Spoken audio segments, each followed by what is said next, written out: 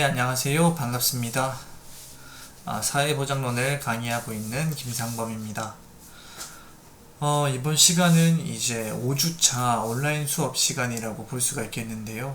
그래서 이제 6주차에 우리가 다루게 될 그 사회보장과 복지국가에 대한 내용을 정리해서 조금 함께 나눠보도록 하겠습니다. 우리가 이 앞 시간은 사회보장의 역사에 대해서 살펴보았습니다. 그래서 독일, 그리고 영국, 미국, 거의 이렇게 그 세 가지에 초점을 맞춰서 살펴보았고요. 또 베버리지 보고서에 대한 내용도 살펴보았죠. 이걸 통해서 거의 세계에서 좀 최초로 어떻게 그 사회보장의 방향이 구분되어 있는 영역들을 조금 크게 나눠서 살펴보았다고 볼 수 있습니다. 그래서 이번 시간에는 이렇게 나누어져 있는 형태를 사회학자들이 또는 사회복지 관련된 학자들이 그 복지의 형태에 따라서 그 유형을 크게 구분해 봤다는 거죠. 이렇게 구분하는 것이 이제 복지국가의 유형이라고 볼 수 있습니다. 그래서 학자들이 구분하고 있는 그 사회보장의 역사적 맥락을 기반으로 한 복지국가의 전통성과 그 전통성에 대한 유형을 오늘 좀 정리를 해보려고 하고요. 이러한 유형에 의해서 양분화되어 있는 또는 세계적으로 크게 구분되어 있는 이러한 형태의 사회 보장 제도를 사회보험을 중심으로 살펴보는 것이 이제 우리가 다음 주에 살펴볼 내용이라고 볼 수가 있겠습니다. 그래서 전반적으로 사회보장에 대한 개념, 역사, 복지국가, 또 복지국가 유형에 따른 사회보험제도의 특성을 정리를 해보면 우리가 상반부에 진행될 이제 사회보장에 대한 내용이 어느 정도 정리가 된다고 볼 수가 있겠습니다. 그래서 이 사회보장과 복지국가 챕터는 이제 사회복지를 구분하는 데 있어서 가장 대표적으로 사용이 되는 복지국가의 유형을 우리가 정리해보고 살펴볼 겁니다. 그래서 여기에 나오는 내용들은 이제 사회보장론 사회복지사 1급 시험에 나오는 사회보장론이라는 과목에서 조금 많이 다루어지는 형태의 개념들이 여기에 좀 포함되어 있다고 볼 수 있습니다. 그래서 대체적으로 많이 언급이 되고 확인이 가능한 형태의 복지국가 유형은 암기하듯이 조금 이해하고 있는 게 중요합니다. 그냥 이해하기보다는 단어나 용어를 조금 더 분명하게 기억할 필요가 있다. 그리고 그 외의 것들은 대표적인 유형에서 어떻게 구별되는지만 이해를 하셔도 좀 충분할 거라는 생각이 듭니다. 그러면 이제 목차를 시작으로 구체적인 내용들을 함께 다뤄보도록 하겠습니다. 첫 번째 챕터에서는 복지국가의 전통적 유형이라고 해서 복지국가가 어떻게 구분되는지 제일 최초에 나왔던 복지국가에 대한 구분 먼저 살펴볼 거고요. 그리고 제일 유명하게 다루어지고 있는 복지국가에 대한 구분 요거 살펴볼 겁니다. 그리고 그 다음에 남유럽 복지국가 유형에 대해서 살펴볼 건데요. 이거는 대체적으로 처음에 언급된 이 복지국가에 대한 구분이 이제 남유럽 복지국가가 조금 제외되어 있는데 제외되어 있는 유럽의 복지국가 유형을 좀 살펴볼 거고요. 그리고 그 다음에는 러시아와 동유럽, 그 다음에 동아시아 복지 모델 이렇게까지 살펴보면 전반적인 이제 복지국가를 구분할 수 있는 영역들을 다 제시하고 있다 이렇게 볼 수가 있겠습니다. 이 외에도 아프리카나 이 영역 안에서 복지국가의 모델 안에서 제외되어 있는 부분도 있는데 이러한 나라들과 이러한 그 영역들은 사실은 복지 제도라고 할 만한 것들이 좀 자리 잡혀 있지 않기 때문에 구분이 되지 않았다 이렇게 볼 수가 있겠고, 향후에 이 사회보장 제도나 복지의 형태가 전 세계적으로 좀 획일화될 수 있다고 하면 이제는 좀 글로벌한 차원에서 이 복지국가 유형이 구분될 수도 있겠죠. 그런 차원에서 좀 전 세계적인 형태의 복지의 흐름과 맥락을 파악한다는 데 목표를 두면 좋을 것 같습니다. 최초의 복지국가에 대한 구분은 이제 1977년도에 있었던 퍼니스와 틸튼이라고 하는 이제 학자들의 이제 구분이었습니다. 여기에 있는 이 그 세 가지의 복지국가 유형이 있는데요. 첫 번째는 적극적인 국가입니다. 적극적 국가이고, 두 번째는 사회보장국가고, 세 번째는 복지국가입니다.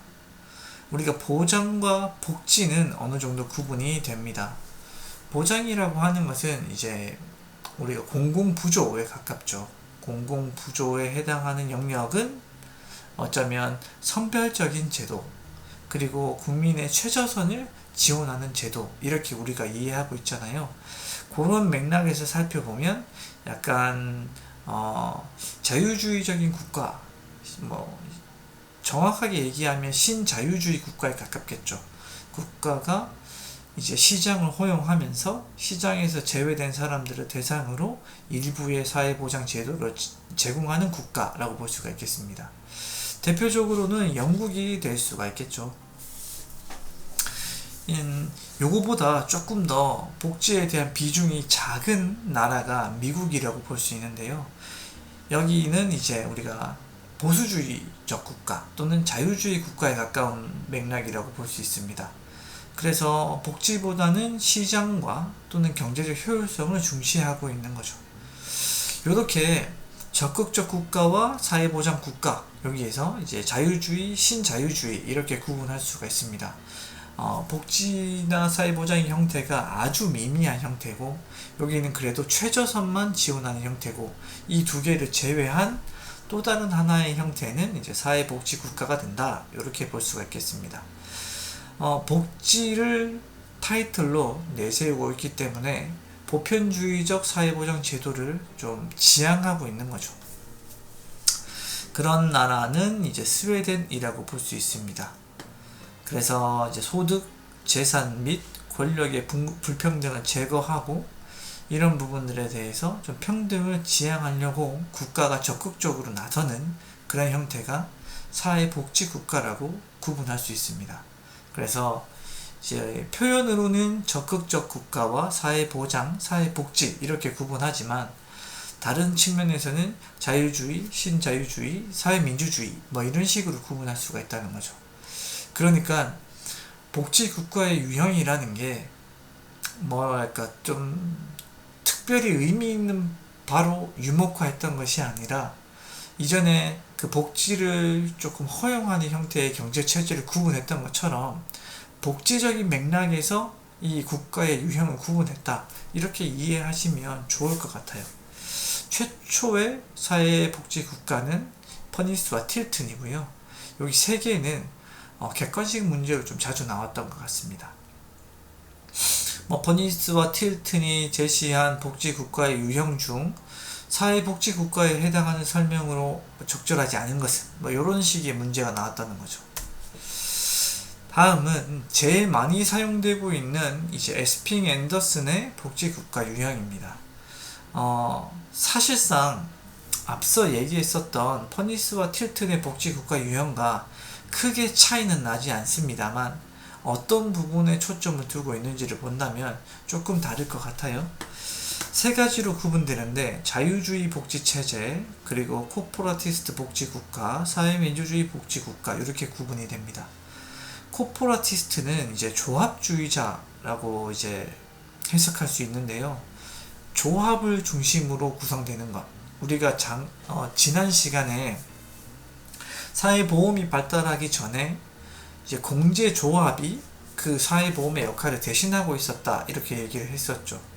종사자들이 자기들끼리 조합을 만들어서 돈을 모으고 기금을 모아서 그 기금을 필요한 사람들에게 이제 급여로 제공하는 형태였던 거죠.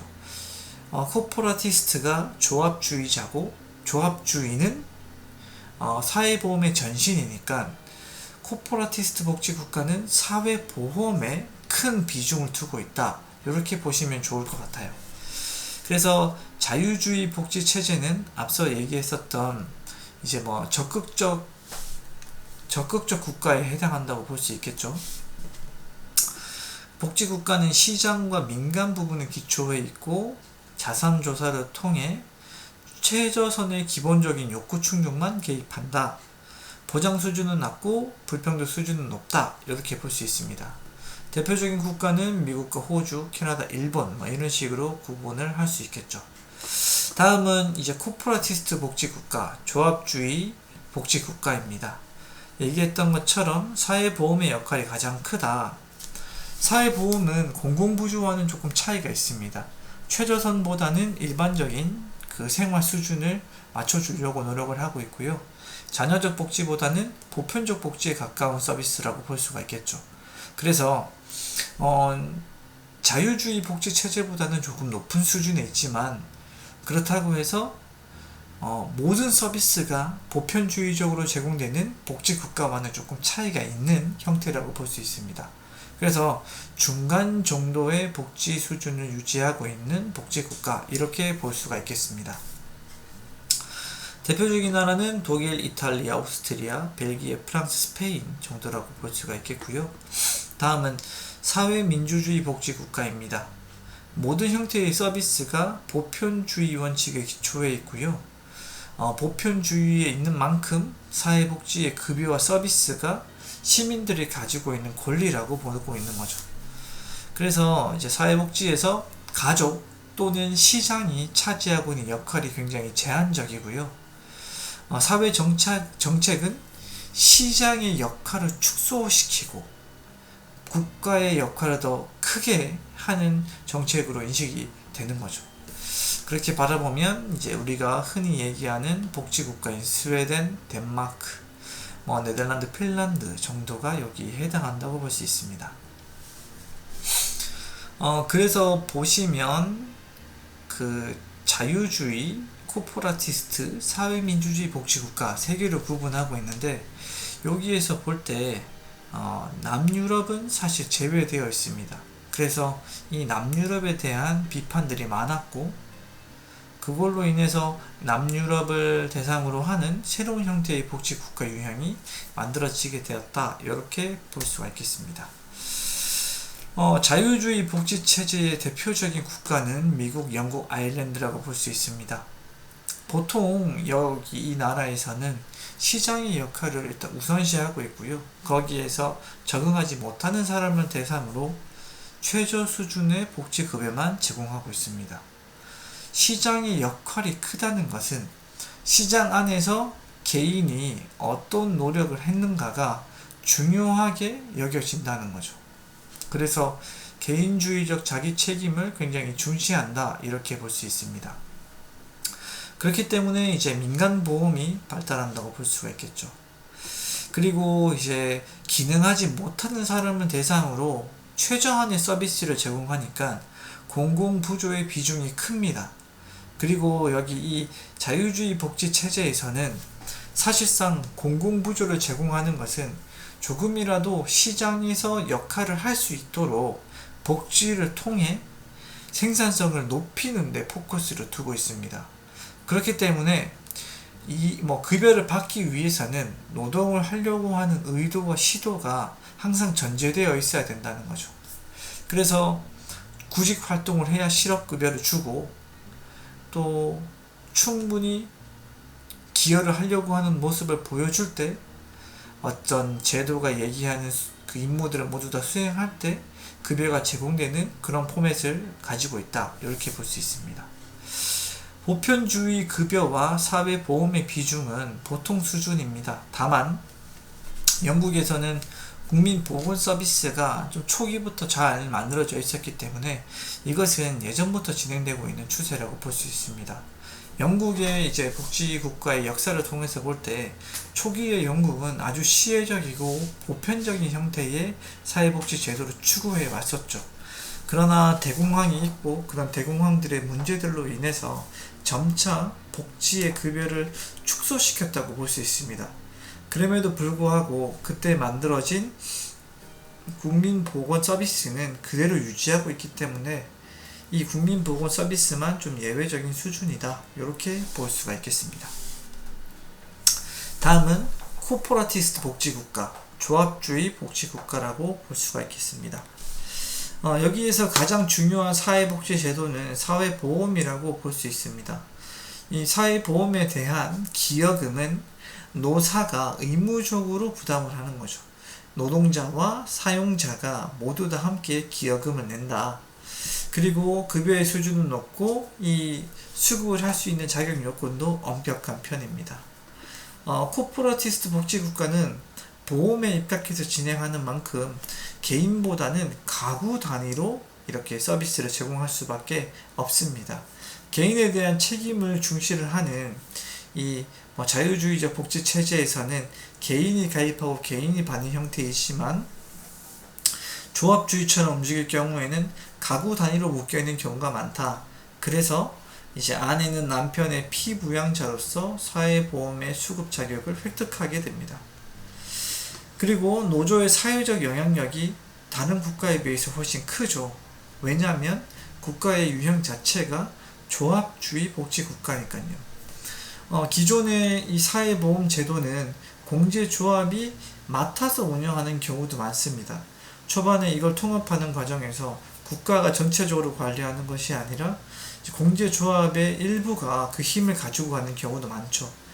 그게 그렇게 될 수밖에 없었던 것은 원래부터 형성되어 있었던 정통성이 깊은 공제조합의 힘이 원래 컸기 때문입니다. 그렇기 때문에 이후에 사회보험 중심의 복지가 진행이 되는 이러한 나라에서도 여전히 노조의 사회적 영향력이 크다고 볼 수 있겠죠.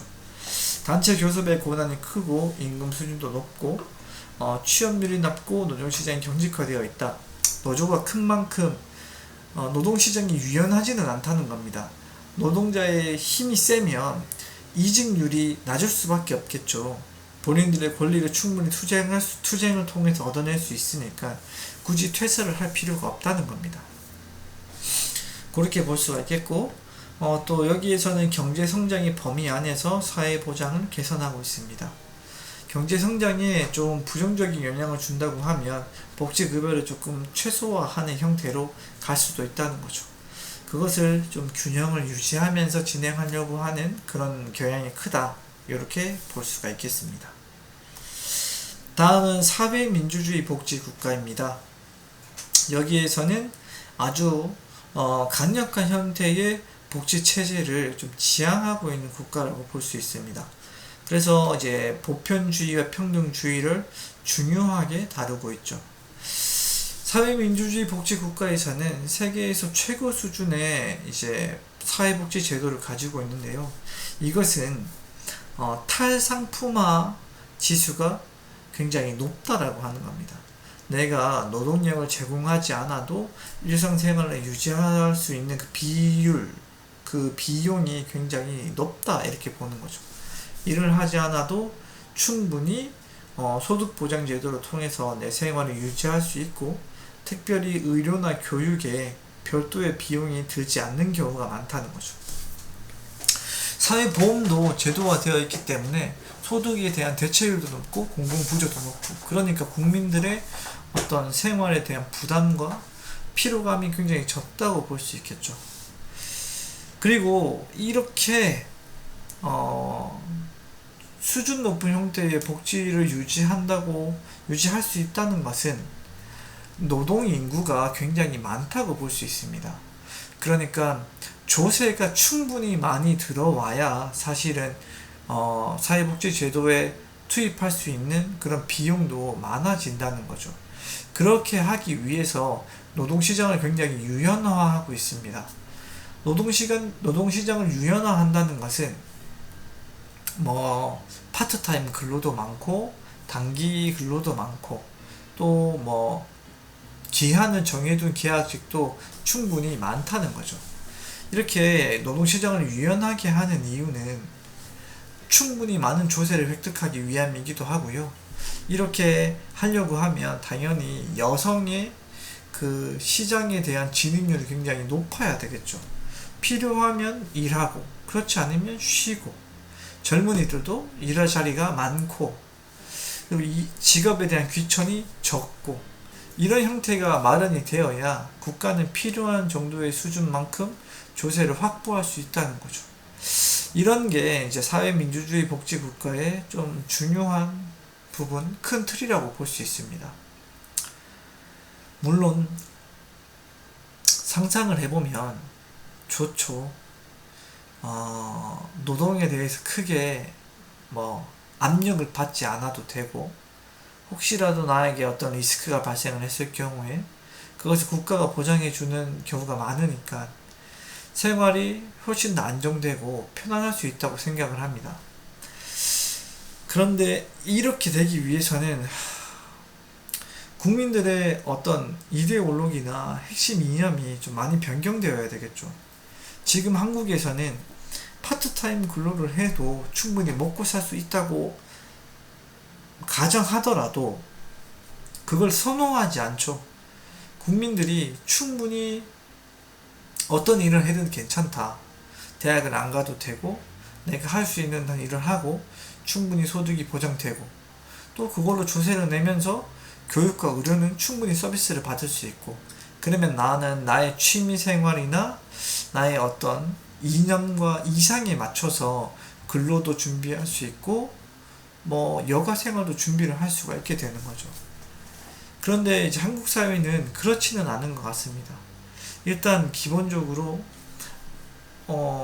취업난이 지금 많이 팽배해 있는 이 현상을 보더라도 돈이 문제가 아니라 직업이 주고 있는 사회적인 만족감과 위치와 권력이 분명히 존재한다는 거죠. 그걸 국민들이 다 내려놓지 않는 이상 노동시장이 유연해진다고 해서 거기에 투입하려고 하는 동기 자체가 잘 생성이 안 된다는 거죠. 이러한 문제들이 사실상 한국 사회가 사회민주주의 복지국가로 탈바꿈하기에 아주 제한이 많아 보이기는 합니다. 이런 부분들을 우리가 조금 고려할 필요는 있다. 이렇게까지가 이제 에스핑 앤더슨이 주장한 이제 복지국가의 유형이었습니다. 그런데 실제로 시험 문제를 받아보거나 우리가 흔히 지나가는 말로라도 들을 수 있는 복지국가의 유형은 사실은 코퍼라티스트나 뭐 자유주의 복지체제 이런 단어들은 아니에요. 에스핑 앤더슨은 본인이 이렇게 세 가지로 이제 복지국가의 유형을 구분했지만 이탈리아, 스페인, 그리스, 포르투갈 같은 남유럽 복지국가는 여기에 사실은 포함되어 있지는 않다는 것을 본인이 인정을 했습니다. 그래서 본인의 모델을 조금 수정을 하면서 남유럽 모델은 사실 내가 얘기하는 복지국가 유형에 포함시키려고 하면 안 되고 별도로 따로 구분해서 살펴보는 것이 맞다고 인정을 하게 됩니다. 그래서 요거 다음 챕터에서는 이제 남유럽 복지국가에 대해서 얘기도 해볼 건데요. 그래서 실제로 이제 변화시킨 본인의 모델은 자유주의적 복지체제가 아니라 코퍼라티스트 복지국가가 아니라 자녀적 복지국가, 보편적 복지국가, 사회보험형 복지국가 이렇게 구분을 하고 있습니다. 자녀적 복지국가라고 하는 것은 복지제도 자체가 자녀적인 의미를 담고 있는 경우죠. 이게 자유주의적 복지체제라고 볼 수 있겠고요. 사회보험형 복지국가는 사회보험을 좀 중점으로 두고 있는 코퍼라티스트 복지국가가 여기에 해당한다고 볼 수 있겠고요. 보편적 복지제도를 조금 더 중점을 두고 있는 이 보편적 복지국가는 사회민주주의적 복지국가라고 볼 수가 있겠습니다. 그래서 지금은 자녀적, 보편적, 사회보험형 복지국가 이렇게 구분하는 게 더 대표적인 모델이다 이렇게 볼 수가 있겠습니다. 그래서 에스핑 앤더슨이 주장했던 것처럼 유럽의 복지국가는 남유럽을 별도로 구분해야 된다라고 주장을 했고요. 거기에 맞춰서 여러 학자들이 이제 남유럽을 포함한 새로운 복지국가의 유형을 좀 구분을 해봤습니다. 그래서 이제 페레라 같은 경우에는 앵글로색슨, 비스마르크, 스칸디나비아, 남유럽 이렇게 복지국가 유형을 구분합니다. 앵글로색슨은 이제 영국과 아일랜드를 의미를 하고요.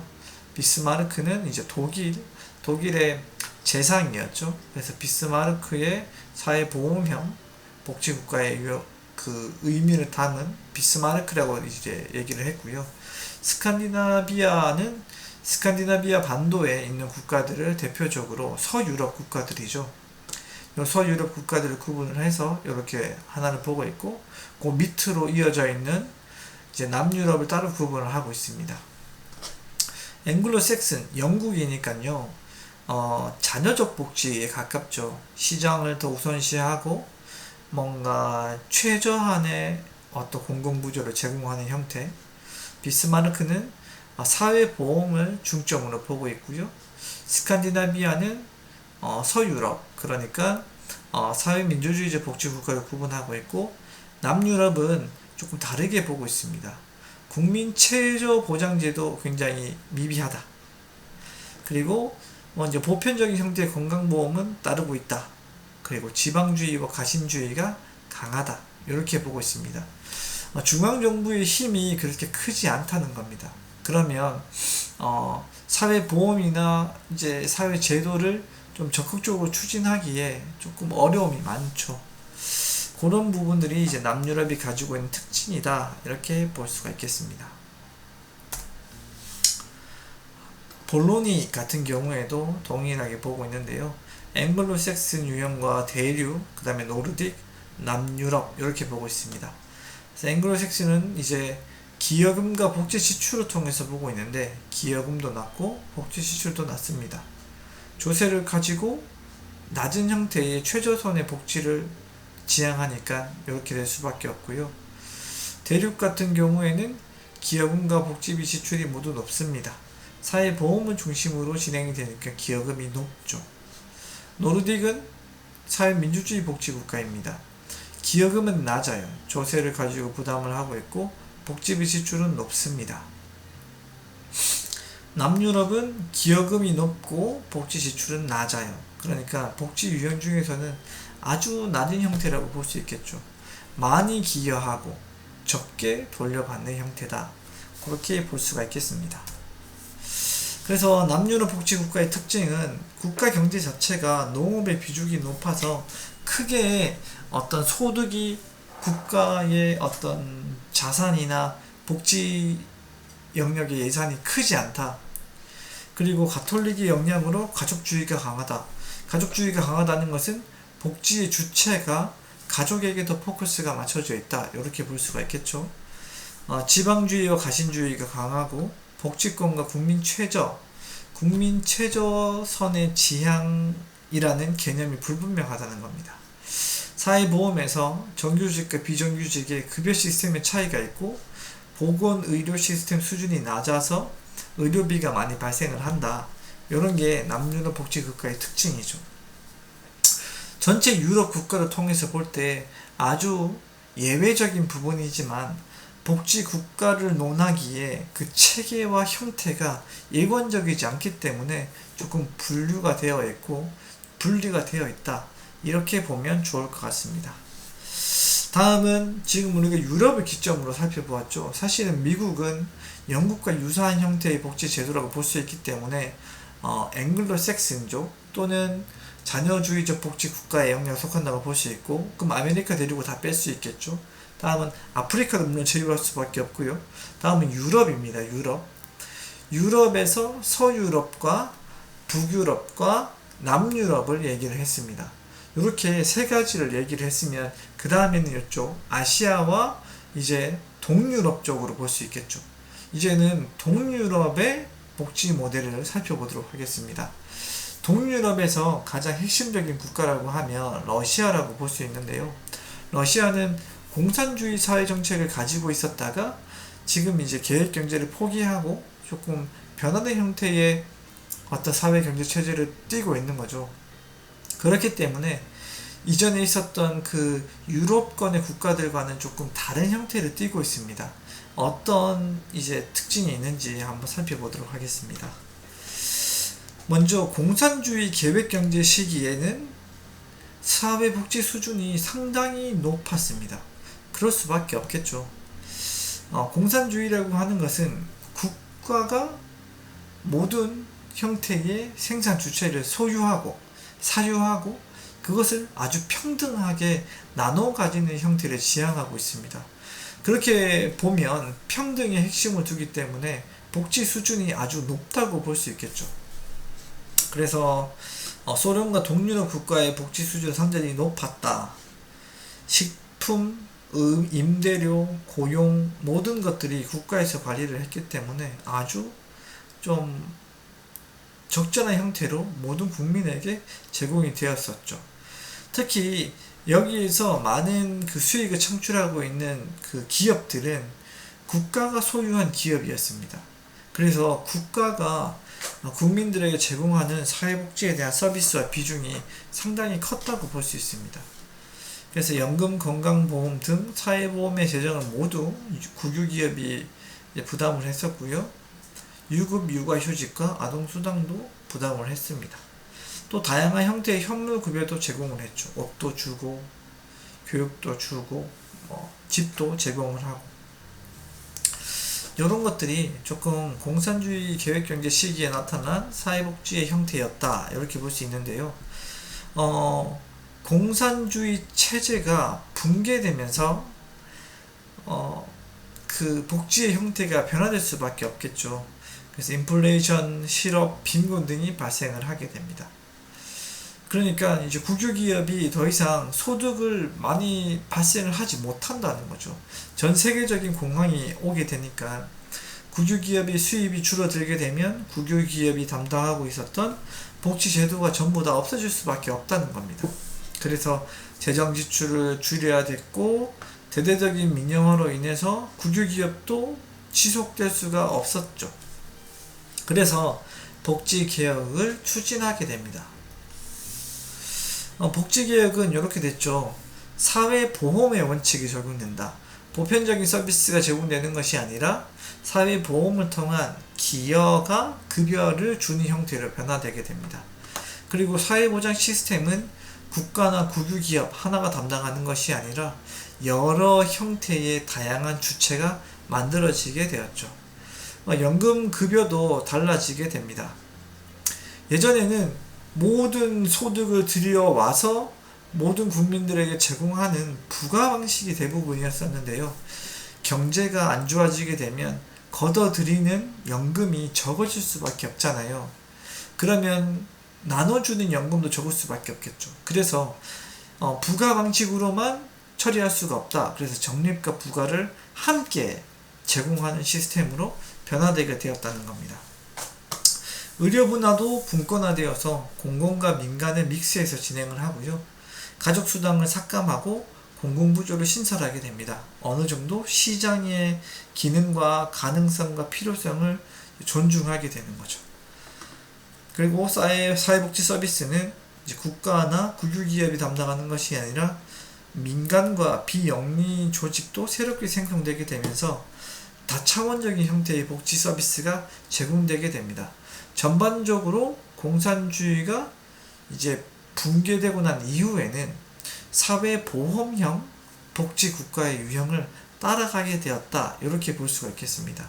그렇지만 이전에 국민들이 가지고 있었던 또 국가가 가지고 있는 그 힘과 지향하는 방향이 달랐기 때문에 약간의 차이는 있겠지만 굳이 비교하자고 하면 사회보험형 복지국가에 가깝다. 이렇게 볼 수가 있겠습니다.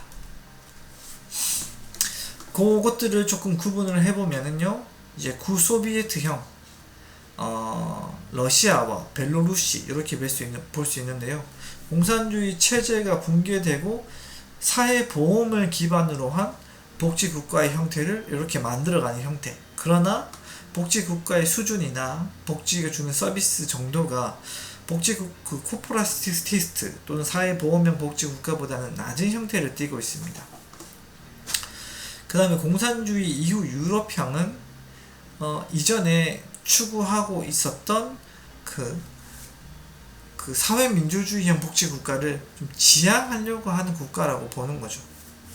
그렇지만 또 사회민주주의 국가만큼 사회복지 제도나 형태가 체계적이고 크지 않다.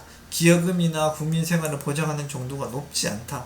그렇게 볼 수 있겠고, 발전도상 복지국가는 복지국가를 지향하지만 사회복지 관련 지수가 가장 낮다. 이렇게 볼 수가 있겠습니다. 다음은 동아시아 국가입니다. 우리가 이제 유럽과 그리고 동유럽, 그리고 러시아까지 왔으면 그 다음에는 이제 아시아 지역이죠. 아시아 지역을 통해서 살펴보면 뭐 대체적으로 한국, 중국, 일본, 뭐 대만 뭐 이런 식으로 구분이 될 수가 있겠죠. 동아시아 복지의 특징은 일단 자유주의적이지 않다. 자녀적 복지를 띠고 있지 않고 시장의 중심을 아주 탁월하게 보고 있지 않다. 그런 비슷한 뉘앙스와 맥락은 있지만 자유주의적이지 않다는 거고, 국가나 사회적 지침이 과도하다. 그리고 개인의 권리에 대한 개념이 약하고 우리라는 인식이 강하다. 중산층에게 맞는 사회적 급여가 보장되지 않고 최저선에서 제공된다. 복지정책에 근로자나 조합의 역할이 크지 않다. 교회도 특별한 역할을 하지 않는다. 그러니까 뭔가 국민들의 또는 지역사회 내에서 복지를 담당하고 있는 교회나 종교단체도 없고, 근로자가 복지정책에 참여하지도 않고, 시혜적인 형태에서 시장의 역할을 중시하지만 그렇다고 또 시장의 역할을 또 크게 가져가는 것도 아닌, 좀 이전과는 다른 국가와는 다른 그런 유형을 가지고 있다. 이렇게 볼 수가 있는데요.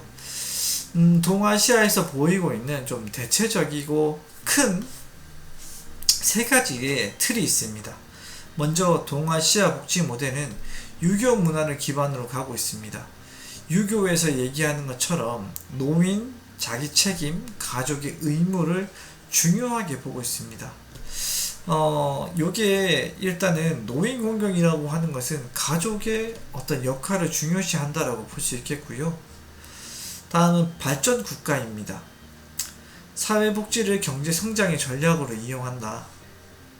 그 다음에 사회보장에 이제 드는 적립금을 경제개발에 사용한다. 보건의료는 건강한 노동력 유지를 위해 필요하다고 본다. 교육은 또 경제발전에 필요한 인력을 양성하기 위해 필요하다. 이렇게 바라보고 있습니다. 대체적으로 한국의 입장에 딱 맞는 것 같죠. 한국도 유교 문화를 가지고 있고 노인 공경, 가족의 의무 중요하게 생각하고 있습니다. 물론 가족이 점차 해체되는 모습을 보여서 지금 이게 조금 많이 사라지고 있는 느낌이죠. 그러나 발전 국가라고 하는 것은 맞는 것 같습니다. 모든 형태의 복지 제도가 사실은 경제와 관련되어서 판단되고 좋다 나쁘다의 유무를 따지고 있는 것 같아요. 다음은 무엇보다 경제 발전을 최우선으로 보고 있습니다. 이런 부분은 동아시아 복지 모델이 가지고 있는 특징이다. 동의할 수 있는 부분도 많죠. 그런데 실상 구체적으로 이 세 가지를 가지고 나라들을 평가해 보려고 하면 적절하지 않는 것도 사실이라는 거죠. 일단은 적립 방식의 사회보험을 선호한다. 왜냐하면 적립된 비용으로 경제개발에 투자해야 되니까요. 그리고 조세가 그렇게 크지 않아서 부가 방식으로만 사회보험을 이제 운영할 수가 없습니다. 정부가 직접 사회보장 펀드를 관리하는 경우가 많다. 사회보장에 들어가는 적립 방식의 비용은 정부가 관리를 한다. 그리고 이 비용을 건설 비용, 사회 발전을 위해서 사용한다. 사회보험이 지역이나 직업별로 구분되어 있고 사회보험과 공공부조도 달리 보고 있습니다. 사회복지에서 가족의 책임을 강조하고 있고요. 사회복지는 인간의 최소한의 생활을 유지할 수 있는 정도만 지원하면 된다라고 바라보고 있습니다. 자, 중국을 통해서 보면 물론 이해할 수 있는 부분도 많지만 이게 꼭 어떤 사회 동아시아 복지 모델에 맞다고도 좀 보기가 어려워요. 중국은 분명히 이제 사회보험의 펀드를 경제 발전을 위해서 사용을 하고 있습니다. 공공부조 역시 아주 자녀적인 역할을 하고 있고요. 점진적으로 사회복지적 접근을 이루어내고 있습니다. 그렇지만 중국도 공산주의 체제를 가지고 있었기 때문에 그 이전에 있었던 계획경제 시기에 아주 관대한 형태의 사회복지 제도도 있었고, 그 다음에 이제 개혁 개방 이후에 있는 자유주의적 특성도 함께 가지고 있다는 거죠. 지금은 그렇기 때문에 공공부조도 잔여적인 형태로 바뀌게 되었고, 요렇게 그 사회보험에 들어가는 이제 기여금들을 모아서 경제발전에 활용하는 것은 예전에 계획경제 시기에 국가가 가지고 있던 힘과 유사하다고 볼 수 있습니다. 그렇기 때문에 꼭 동아시아 모델에 해당한다고 볼 수가 없겠고, 홍콩도 이전에는 동아시아 복지 모델의 대표적인 형태였으나 1970년의 경제발전과 홍콩의 중국 반환이 이루어지게 되면서 분류가 조금 어려워졌다는 거죠. 일본 역시 마찬가지입니다. 일본의 복지국가는 조합이나 정당이 제공하는 것이 아니라 국가 관료가 주도하고 있고요. 국가의 역할을 기업과 가족이 대신하는 경우가 많죠. 그래서 중간 정도의 위치를 하고 있다. 이렇게 살펴보면 동아시아 복지 모델은, 지금 설정되어 있는 복지 모델은 예전에 있었던 경제 도약기의 동아시아의 특징을 보여주고 있다. 이렇게 볼 수 있겠고요. 유교적 전통 또는 가족주의적 문화는 동아시아 모델에만 있는 게 아니기 때문에 동아시아 모델의 틀로 볼 수는 없다. 그리고 유교뿐만 아니라 동아시아에는 법가와 도가도 중요하게 바라보고 있다. 그리고 경제를 중시하는 것은 동아시아뿐만 아니라 여전히 세계 각지에 있는 개발도상국들도 같은 형태를 보이고 있다. 이렇게 볼 수 있습니다. 그래서 초반부터 국가 간의 교류가 많았었던 유럽에서는 거의 유사한 형태로 진행이 됩니다. 발전 정도도 유사한 형태를 봤기 때문에 큰 모델을 따라서 복지나 사회 경제 체제를 좀 유사하게 따라가는 경우가 많았죠.